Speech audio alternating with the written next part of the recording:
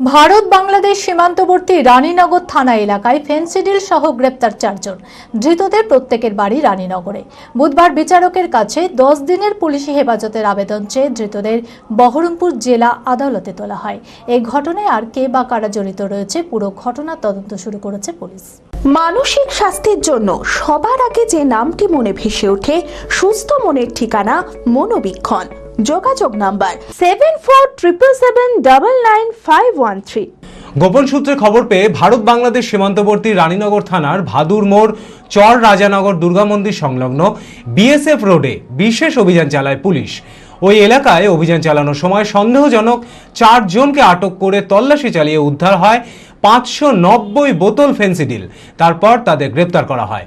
ধৃত ব্যক্তিদের নাম গোপাল মণ্ডল, মৃন্ময় মণ্ডল, রাজেশ শেখ, রাহুল শেখ।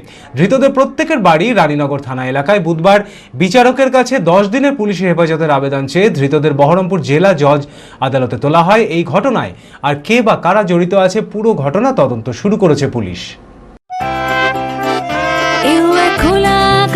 অনেক তারার মাঝে রামধনু রঙে যেখানে সবাই সাজে সাজে, নামি হোক কিংবা দামি পেয়ে যাবে সব রকমই, ছোট হোক কিংবা বড় কেনাকাটা হোক আরো আরো, নতুন ফ্যাশনে নতুন tradition, Libas family store, Libas Libas Libas family store. নিবাস কাটাই বহরমপুর মুর্শিদাবাদ।